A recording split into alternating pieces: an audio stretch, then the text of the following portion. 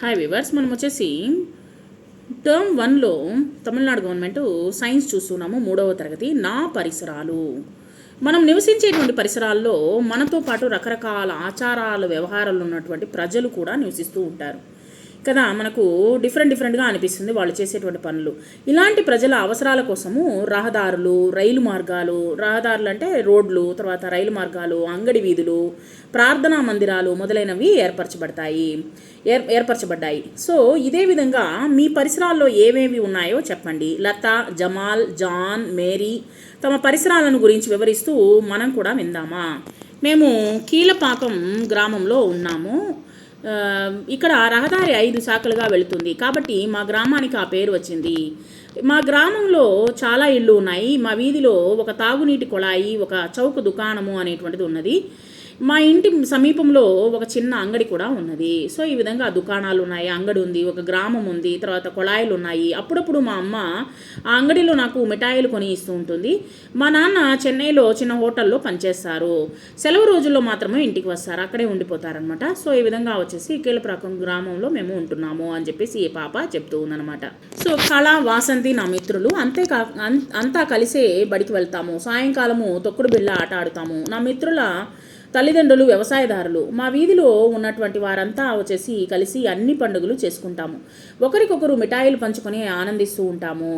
ఇక్కడ లత మిత్రులు ఎవరెవరు, లత ఇంటికి సమీపంలో ఏవి ఉన్నాయి, తామున్న ప్రాంతంలో నివసిస్తున్న వారితో కలిసి లత ఏ పండుగలు జరుపుకుంటుంది, ఈ విధంగా వచ్చేసి మీరు రాయవలసి ఉంటుంది. నేను మా అమ్మ, పిన్ని, చిన్నాన్నలతో కలిసి మా అవ్వ తాతలతో ఇంట్లో నాగూరులో నివసిస్తున్నాము. మేము బెస్త కుటుంబీకులము. మా ఇల్లు సముద్ర తీర ప్రాంతంలో ఉన్నది. మా ఇల్లు చాలా పాతబడిపోవడం వల్ల కొత్త ఇల్లు నిర్మిస్తూ ఉన్నాము. ఇంటి చుట్టూ మొక్కలు, చెట్లు పెంచుతున్నాము. మా వీధిలో 30 ఇండ్లు ఉన్నాయి.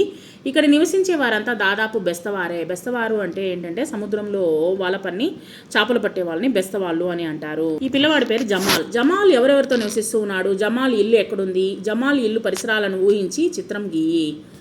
మేము మా అత్తతో పాటు నివసిస్తున్నాము. మా ఇల్లు తాంబరంలో ఉంది. మేమున్న అంతస్తుల మేడ దాదాపు 40 కుటుంబాలు ఉన్నాయి.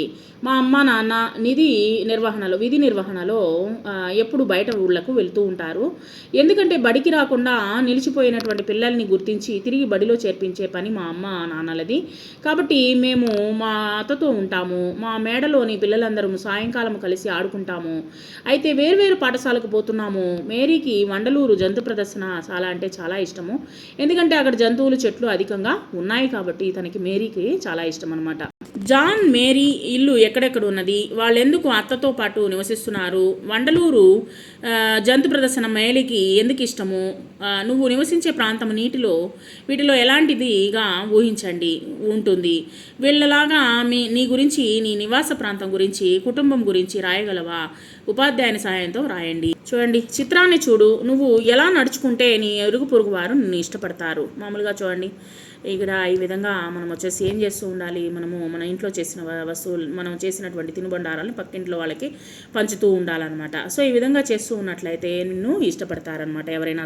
ఇప్పుడు పెద్దవాళ్ళకి సహాయం చేస్తామనుకోండి, వాళ్ళు ఏం చేస్తారు, మనకు ధన్యవాదాలు తెలుపుతారు. తీసుకోండి తాతగారు అని చెప్పేసి ఆ అమ్మాయి ఇస్తుంది, ధన్యవాదాలు తెలుపుతారనమాట. సో ఈ విధంగా పెద్దలకి మనము హెల్ప్ అనేటువంటి చేయాలి. అందరూ కలిసిమెలిసిగా పక్కన నైబర్స్తో అంటే ఇరుగు పొరుగు వారితో కలిసిపోతూ ఉండాలి. ఇక్కడ చూడండి, సో ఈ విధంగా ఉండాలన్నమాట.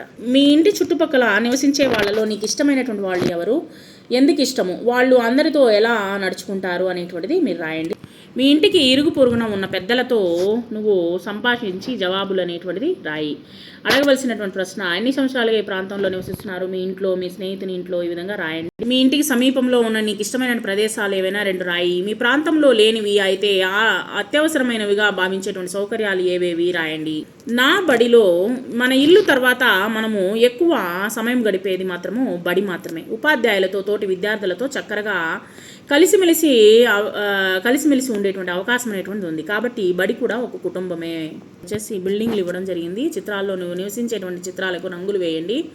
సో ఇక్కడ చూడండి బిల్డింగ్లు, తర్వాత వచ్చేసి వీటికి రంగులు వేయండి. సో ఈ బొమ్మల్ని గీసి రంగులు వేయండి. ఇవన్నీ నోట్స్ రాసేటప్పుడు చూద్దాము. ఇక్కడ చూడండి జంతు ప్రదర్శనశాల, సో చెత్తాచెదారాన్ని చెత్తబుట్టలో వేయాలి. దయచేసి వరుస పద్ధతిని పాటించండి. దయచేసి ఇక్కడ ఉమ్మి వేయకండి, నీటిని వృధా చేయకండి అని రాస్తున్నారు చూడండి. ఈ విధంగా మనం వచ్చేసి వాటిని జంతువులను బాధించకండి అని చెప్పేసి ఇక్కడ రాయడం జరిగింది జంతు ప్రదర్శనశాలలో. ప్రకటనను చూడు, వీటిని ఎందుకు రాశారు, వీటి వల్ల జరిగే మంచి ఏది, వీటిని పాటించకపోవడం వల్ల జరిగేటువంటి ఫలితాలు ఏవి, ఎంగిలి ఉమ్మివేయడం వల్ల పరిసరాలు అపరిశుభ్రం అవుతాయి, వ్యాధులు వ్యాపిస్తాయి, వాటి గురించి రాయండి.